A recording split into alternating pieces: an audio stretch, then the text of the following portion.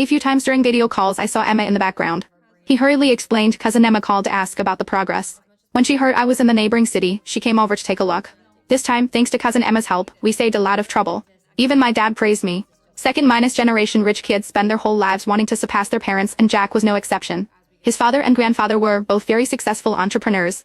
Jack wasn't that either, but he was always overshadowed by his family's reputation. He had always wanted to prove himself. This time, the direct minus sales stores were set up in several cities at once, fast and in good locations. Even his father and grandfather praised him at the dinner table for doing a great job. Jack transferred me $200,000, saying it was to buy a bag for my cousin in my name. I know she helped me out for your sake, so it's better if you give it to her. I still have that much sense. Then he added, choose one that your cousin likes. If it's not enough, I'll transfer more to you. I took out my phone and called my sister, saying as soon as the call connected, thank you for helping my boyfriend. He says he wants to buy you a bag around $200,000 th. Do you have any preferences, or should I just transfer the money to you? There was a pause on the other end, then a slightly deep male voice came through. Lily, why is your boyfriend buying things for Emma? Oh my god, my cousin and my ex-cousin-in-law's contacts only differed by one character, and I had accidentally called my ex-cousin-in-law David. David, Emma, and I were all schoolmates. David was 1 year ahead of us and we would run into each other during club activities. I only praised David for being considerate once, and the next day, Emma started pursuing him openly. When a girl chases a boy, success comes easily. 2 weeks later, they got together.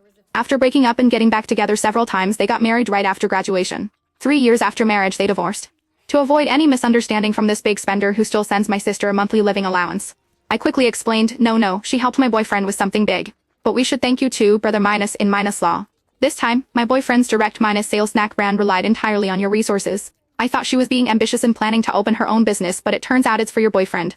She's more attentive to him than she ever was to me. Before I could respond, he continued. Alright, I get it. I'll buy the bag for her. You keep the money for yourself. I returned the money to Jack, telling him that my brother minus in minus law said not to worry about it. He seemed a bit puzzled. Isn't he your ex minus brother minus in minus law? Why is he still so involved? He's her meal ticket. Where do you think all those designer brands and high minus and lifestyle of my cousin come from? Jack's expression became a bit unnatural. Seeing me looking at him, he added, I see. That night, Emma came to my place again. She had been drinking and was sitting on the sofa with a flushed face, arguing with me. Clear minus headed, logical, and articulate, she criticized me inside and out, up and down. Finally, pointing at Jack, she said to me, You think you can land a rich guy? Let me tell you, don't dream about it, Lily. You'll never be able to live the life I have. You told David I'm stealing your boyfriend so he cut off my allowance. I bet I could find a new sugar daddy tomorrow if I wanted to. You believe that? When Jack heard this, a spark flashed in his eyes. I suddenly felt it was also pointless. I left them in the living room and went back to my bedroom. After this incident, Jack started working overtime and going on business trips more frequently. Even when I mentioned that I wasn't busy recently and could have dinner with his parents, he politely declined, saying it wasn't the right time yet. By this point, I understood. Emma had succeeded again. She had won again.